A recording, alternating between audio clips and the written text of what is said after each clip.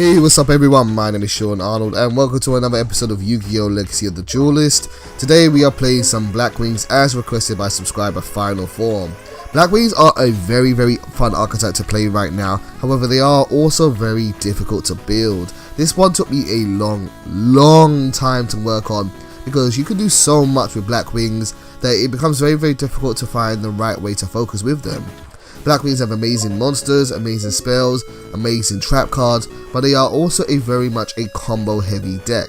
And so choosing which, first you have to learn what the combos are, and that took a lot of playtesting to do, but also you have to choose which ones are the most effective to use on a consistent basis. And the build which I've got right here I'm pretty happy with. I'm very happy with the way it's turned out, and I think it's something which is worth showing to all of you, and it has some really fun and crazy combos. You've just gotta, the one thing which I advise with Blackwings is to find a decent build that someone else has made and just try them out yourself. Test them, get really familiar with the cards, know which ones work with what, know what the little combos are, and really hone in on what your direction for the deck is going to be. So as you can see, we're playing a little bit of a mirror match here. My opponent is playing Blackwings as well as myself, and we'll talk a bit more about the gameplay as we're going along, but nothing really is going to happen that's too exciting for the first couple of minutes here. But what you can see on the field are two monsters which are relatively new to the recent update. That is Chris and Penaxi. Chris is the 1900 beat stick which is on my side of the field. It's a great card because it can be special summoned to my field if another Blackwing monster is on the field, but it'll also be immune to spell and trap destruction effects once per turn. So yeah, it's really good. Penaxi on the other hand is a level 3 monster which is a bit of a searcher for the deck. When it is sent to the graveyard, whether that is through battle, destruction, or even through synchro summoning, when it's sent to the graveyard during the end phase of the turn, you get to search out another Blackwing monster, and as you can see, my opponent went for Soroko the Hunter. Soroko the Hunter is a monster which I do not run anymore. I don't think Soroko's that good. Personally, I think he's a bit out of date, but that's just one of the things you have to learn with testing out Blackwings. You have to know which monsters are good and which monsters aren't so good, because there are just so many monsters. I think someone did the math, and if you look at the number of cards which support this archetype, I think you actually find out that Blackwings have like one of the most amount of supports in the game, behind elemental heroes which just have an absurd amount of support.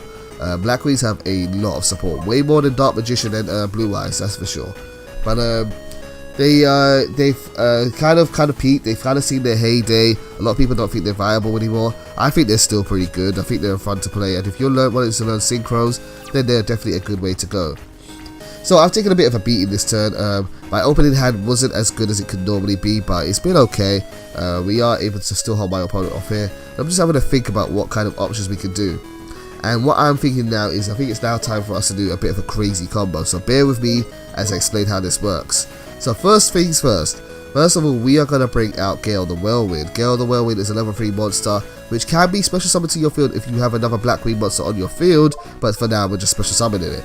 We're going to use Gale's effect to half my opponent's monster's attack, and that's going to bring him down to 1000. Now we're going to play Instant Fusion to bring out Elder Entity Norden, putting a level 4 monster on the field, and he is going to special summon another monster from the graveyard, which is also a level 4 monster, and that's going to be Chris. So we have a level 3, a level 4, and a level 4 on the field. Now we're going to use a level 3 and a level 4 to go into a level 7 synchro and get out Raikiri the Rain Shower. Raikiri is a great effect, but we're not going to use it just yet. First we're going to play Soul Charge to special summon 3 monsters from our graveyard, and what we're going to do is now going to activate Raikiri's effect. Raikiri's effect is that for the number of other Blackwing cards I control, or Blackwing monsters I control, I can destroy cards on my opponent's side of the field. So we get to destroy 3 of his cards because we have 4 Blackwings on the field in total. Now, moving on here, we're going to bring out another level 7 monster, and that is going to be Tamer Hawk Joe. Blackwing Tamer Hawk the Joe, or I think that's his name, maybe I'm butchering it there. No, first we're going to bring out Chidori. Chidori is another level 7 monster who is also really good, and Chidori gets 300 attack for every Blackwing in our graveyard. And why are we playing Chidori? Chidori also has a recursion effect, and if it is destroyed and sent to my graveyard, I get to special summon another level 5 Blackwing monster for my graveyard, Blackwing Synchro that is. So As you saw, my opponent played Dark Hole, so we were able to bring back Raikiri, and I chose to do that because we weren't able to attack the last turn, and so I wanted just a bit of protection.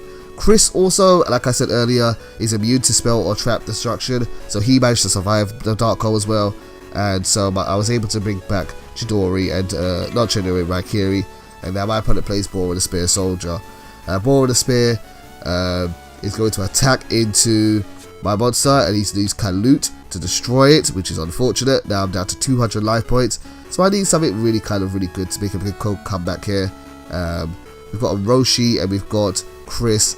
We're just gonna have to play really careful, make sure we don't mess up. So I draw into Shura the Blue Flame, so this is gonna allow us to go for another crazy combo. So we're gonna go to the battle phase. I'm gonna assume that my opponent doesn't have another Kalut in hand. So first I'm gonna summon out Orochi the Squall through a special summon effect, and we're going to activate Shura the Flames effect by destroying a monster by battle and special summon out Steam the Cloak. Now, just for now, we are going to attack my opponent directly with all our monsters, doing a nice bit of damage to him, bringing his life points down to size a bit more, 4800, which isn't bad.